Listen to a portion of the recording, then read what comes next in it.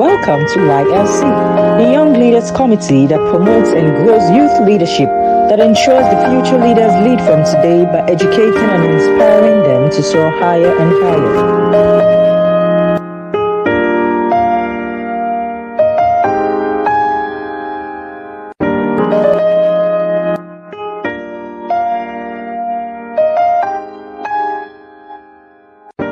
Welcome you to YLC, the Young Leaders Committee, the platform that educates, enlightens, inspires, and walks young people into leadership from their youth. Young people, your leadership era has started. No longer wait for tomorrow. In this episode, we are looking at aversion to risk. Businessmen and non-businessmen are often confronted with taking risk. But not all of them, incidentally, are disposed to taking risks.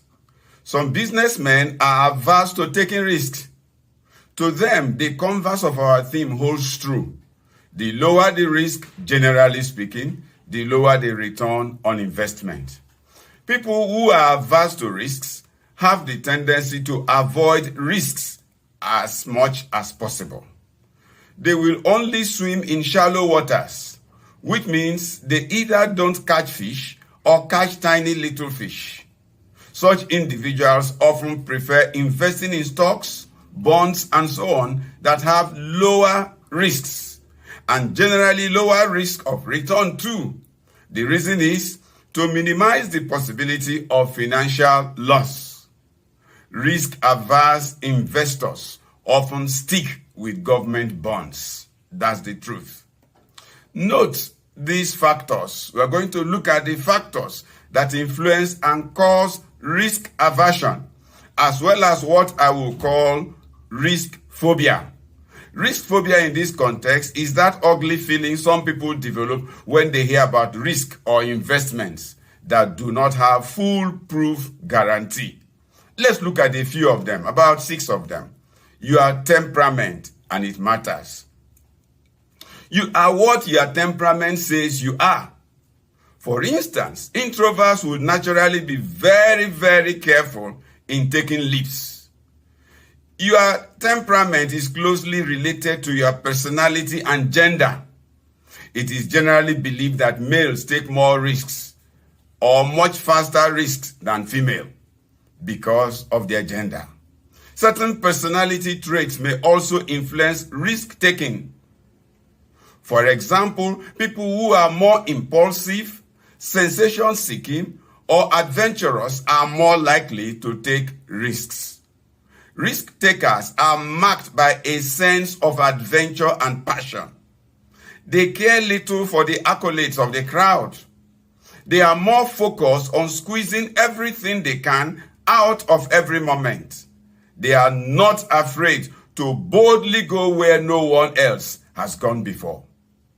Next, your environment. Your environment matters. Where you live or work, the activities and actions of people around you there, what you observe regularly, your knowledge of what goes on in your environment can influence your attitude to risk and the type of risk you will be willing to take. For instance, a person in a highly business environment might be more disposed to taking risks in business. A person in a socially interactive place is more likely to step out to make friends. But take note, making friends has risks.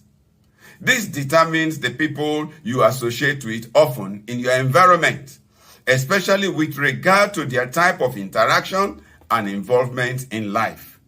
When many people in your environment take risks or avert taking risk, it might affect you, except you have the knowledge and the guts to resist and set aside what is prevalent in your environment.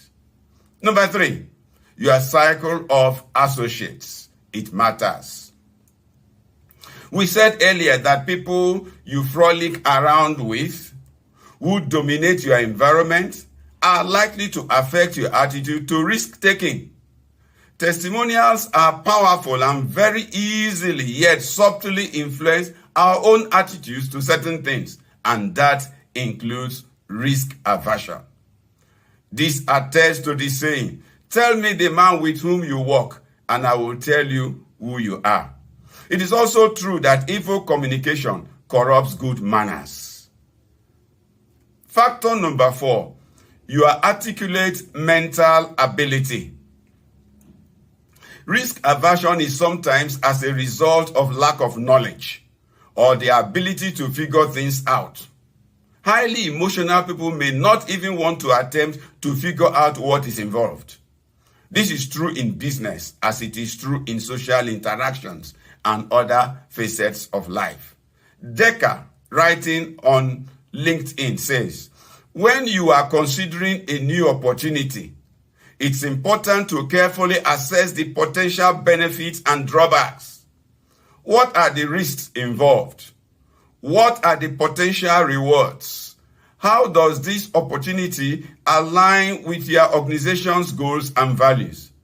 Then we want to follow that up by saying, this happens when the individual beautifully combines willingness with sound mental ability. Aversion to innovation or aversion to risk-taking is sometimes due to mental laziness or failure to think clearly and rightly about the risk involved. Number 5, your previous experience matters. Your previous experience counts. Previous ugly experiences very often lead to risk aversion. But it is true that many successful businessmen failed a number of times before success came their way. Every failure is a step towards success. But before success, there might be another failure.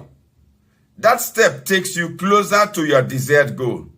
Just check thoroughly and take another leap. Meanwhile, we have good news for you. YLC is there and can be that ally, that partner you need to reduce the number of failures before you succeed. Finally, we want to say your understanding matters. Have a good understanding of your terrain, of what lies ahead of you, why you must take a risk or not take a risk. It is important. When you know what influences your attitude, you are probably on your way to extricating yourself from that stranglehold. Don't live wanting to avoid everything that has a measure of risk. No. Know what causes the aversion tendency. Know the nature of the risk and how best to leverage risk to advantage. Generally speaking, the lower the risk, the lower the profitability. On the other hand, higher risks are associated with higher profits. Thank you for listening. For your information, Young Leaders Committee is a mentoring group for the growth and stability of young leaders and prospective leaders. It promises potentials and opportunities for encountering all classes of young people and turning them around for excellence. Registration has commenced. The earlier you get registered, the brighter your chances. You can use the link on the screen or visit our website www.getdamconsult.com to register. It's free. We'll be glad to see you at the next episode. Thanks.